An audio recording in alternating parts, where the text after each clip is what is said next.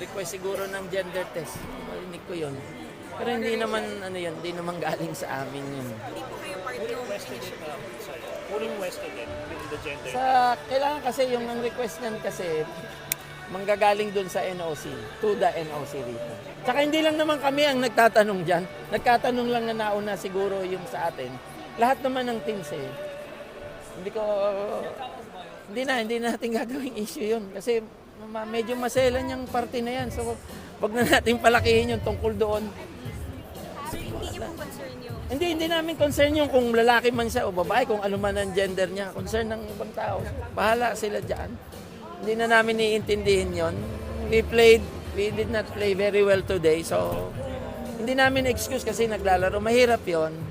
Ang makikita ko lang excuse namin, this is our first time to be part again of the Southeast Asian Games. So, after 10 years. So, yun lang ang excuse namin talaga na wala talagang experience yung mga bata. How I wish that this team was formed a long time ago. Anong adjustments ang gagawin mo? Tingnan natin sir mamaya kasi iba naman yung kalaban eh. No, medyo mahina-hina ng kaunti yun dyan. For a first timer, how would you rate your team? Okay na sa akin yan, yung mga bata. Nakita nyo naman yung score. Kasi way back 2012, yan din yung kalaban namin eh. Hindi naman sila nabago eh. Kami, ilan lang itong mga batang ito. Nagkaroon lang ng, there was a packet tournament and there was a tournament way back 2012. Kinailangan lang mag-participate. So, nagdadampot lang ako ng 10 player. Bigla naming pinuntahan yan. What tournament is that, sir?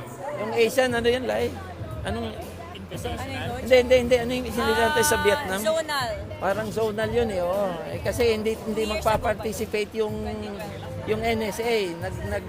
Nag-decline sila during that time. Coach, yung situation ngayon kasi yung grupo nyo, 4 teams. Oo, mabigat. In the top 2 will have to advance. Mabigat. Meron kang Vietnam pa na May Vietnam, malakas yun. number 2 in Southeast Asia. Hmm. Malaysia. Mahirap. Kailangan talunin namin yung dalawa. Mabigat. Di sana doon na lang kami doon sa kabila. Easily yun eh. Siyempre di naman. Choice ng most country yun eh. Oo, siyempre. Doon ba kami ilagay doon sa kabilang group? Kaya namin pumasok doon. Ha? Cannot afford. Not the next match. All the matches left. Kailangan. We cannot afford to lose. Coach, what did you like about what you saw kanina, the performance ng mga bata dun sa pagbabalik niya sa series? Nakakatuwa naman kasi being first timer nila sa ganitong liga, dikit naman yung laban, 25-22, 25-20. Yung third set lang, medyo mababa yung nilaro. Coach, another question. Do you believe that the social media has a contribution dahil na-scout tayo ng mabuti ng mga kalaban? Hindi naman. Kasi yung team natin, ng players, they're always... Hindi naman nila tayo mai-scout eh. Paano nila tayo mai-scout? Hindi naman tayo sumasali. Di ba pare? Basic. Hindi naman tayo sumasali. Hindi nila tayo nai-scout. Palibasa, hindi rin tayo sumasali. Hindi rin natin sila nai-scout. So ano lang yun eh. Parehas tayong hindi nakaka-scout eh. Wala naman silang pagbabasihan na laro natin eh. Actually, tayo pa nga ang mas lamang kasi pwede natin silang hanapan ng mga laro eh. Doon sa mga nakaraan nila sa atin, wala eh. So yung mga bata, yan lang. Marang yan.